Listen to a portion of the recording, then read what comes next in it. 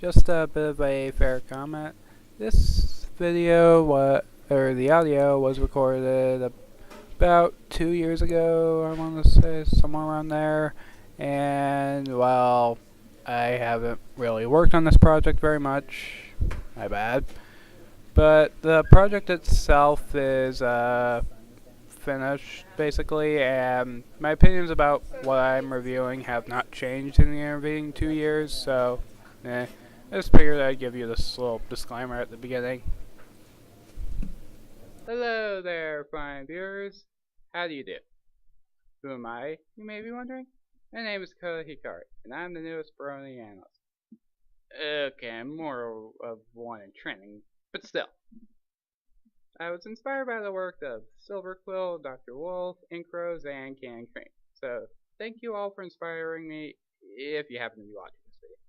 So, enough about me. Let's start this off, right, with an amazing review. You wanna know what I shall be reviewing today?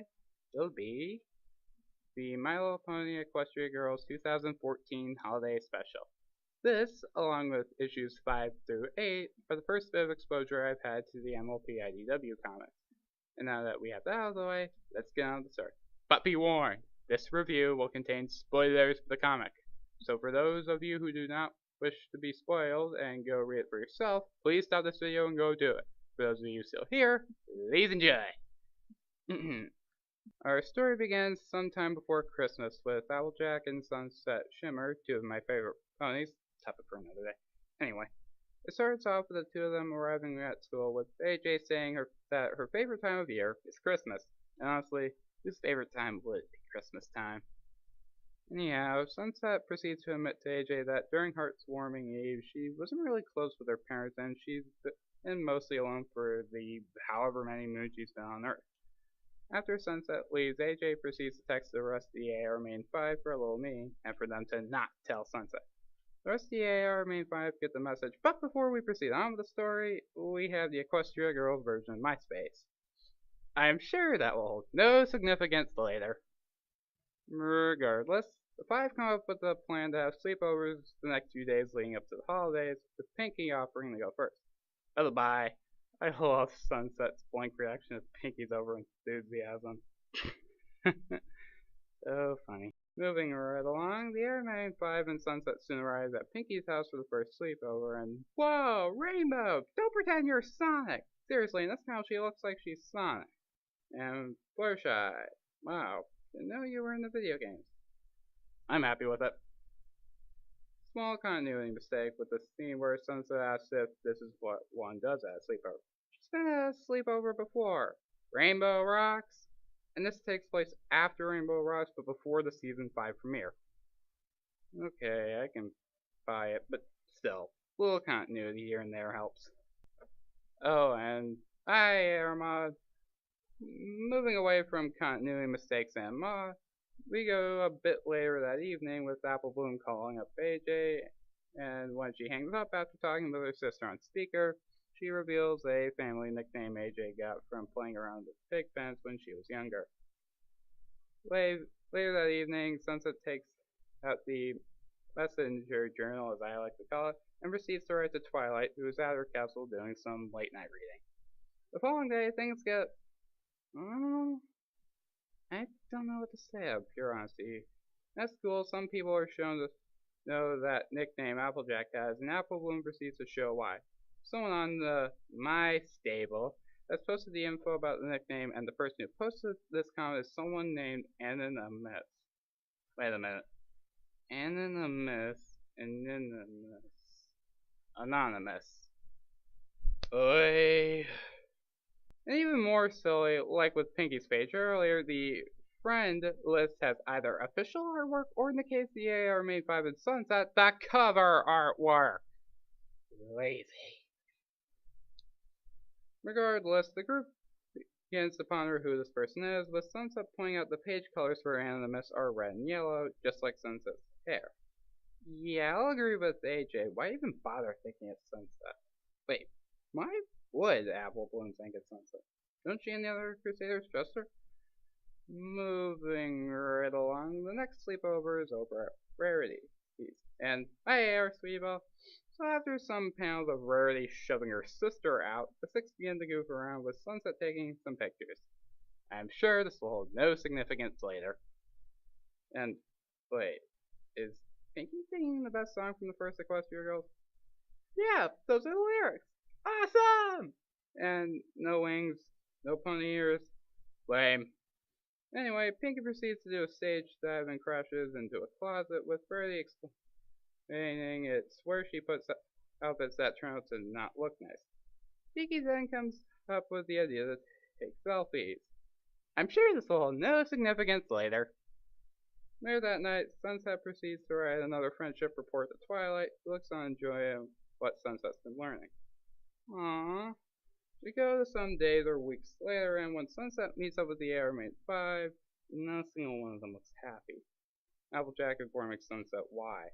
Anna and the Missus gotten her hands on some of the pictures from their photo session at Rarities, and they're all the pictures that Sunset took, leading the Airmaid 5 to pin all the blame on Sunset. Sunset tries to defend herself, but the Airmaid 5 proceeds to ditch her and... Oh. Oh. I'll show you what I see.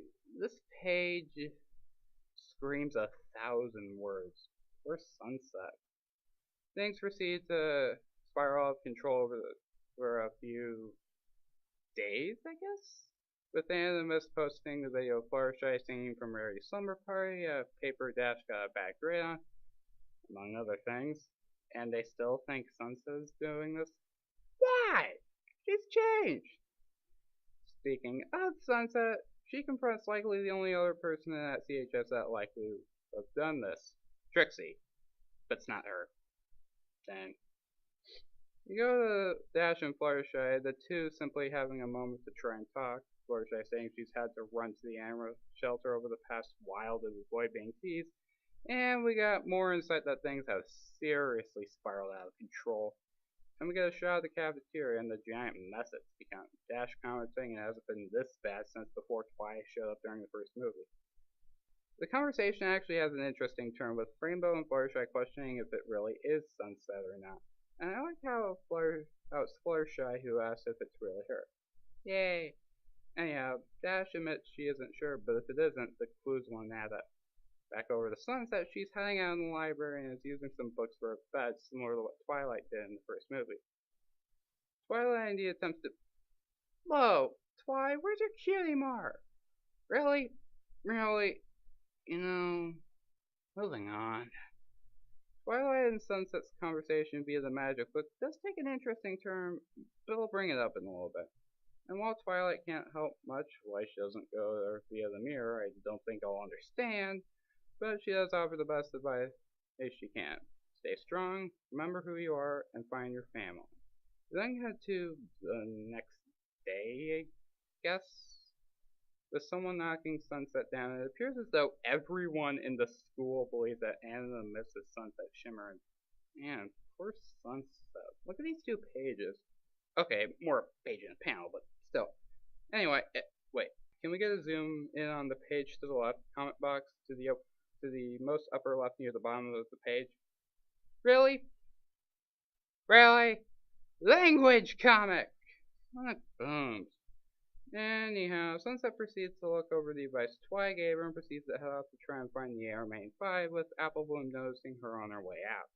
The Airmaid 5 are heading out Sugar Cube Corner and wait, is this during school hours or, never mind.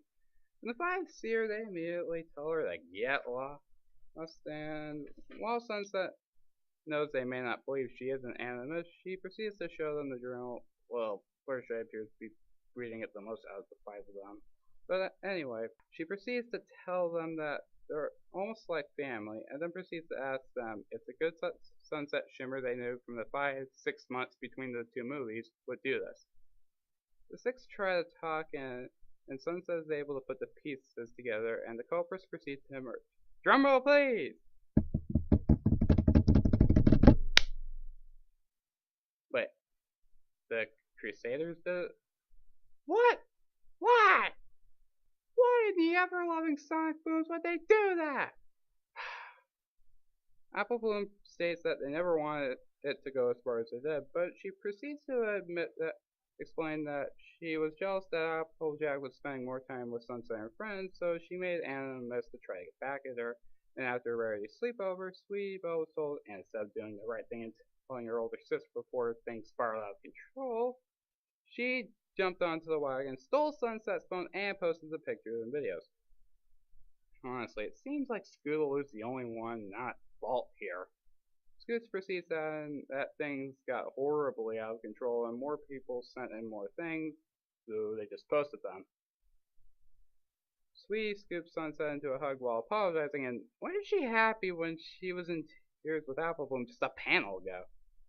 Anyway, Sunset proceeds to forgive them, understanding the feeling of being alone, and when Apple Bloom asks AJ for forgiveness, she gives it to her. We cut to around Christmas Eve where Rarity and Sweetie Belle head for Sweet Apple Acres, with Sweetie thanking Rarity for still letting her and the other Crusaders go to the party. And while on the way, we learn that the Crusaders have apologized for what happened, took down the profile, and told Principal Celestia. And while they are kind of getting off easy with their siblings, they are going to serve 6 months detention. Rarity proceeds to tell her sister that they did what they could, but when you're online, there are some things that can't be taken back. She also exposed the quote-unquote main moral of this comic, being that family is important and there's always room for friends being like family.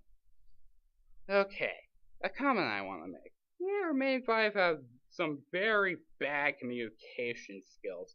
They let some texts and emails tear them apart as seen in the first movie, though they don't openly talk about their issues with one another during Rainbow Rocks. And here they don't even bother asking for Sunset's side of what was going on and jump to conclusions. Ugh. Sorry, I just wanted to get that off my chest.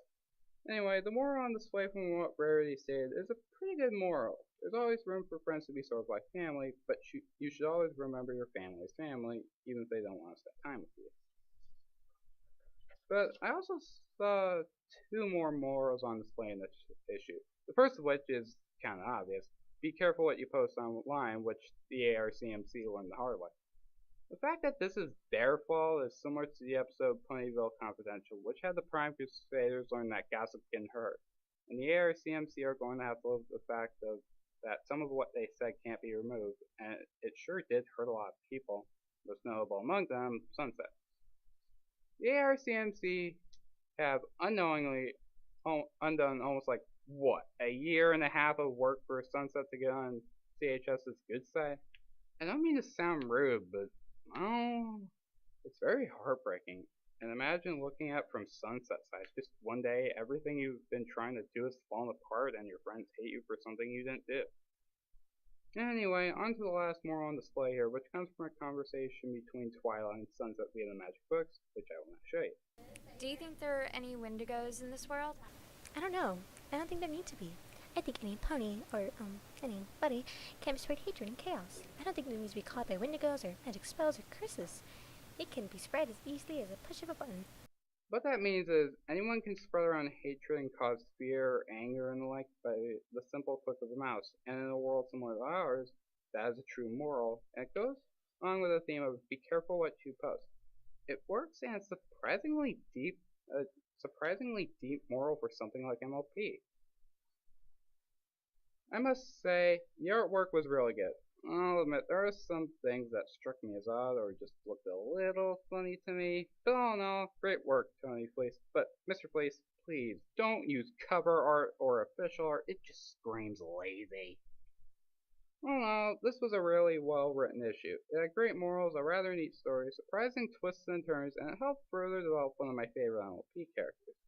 It may not be what I originally expected, but certainly a great read, and I would recommend it to any fan of MLP or someone just looking for a good comic to curl up with during a boring day. I sincerely hope that you all enjoy this review of the My Little Pony Equestria Girls 2014 Holiday Special. I hope you will join me back here next time for the next Peek a Twig MLP Analysis / review video.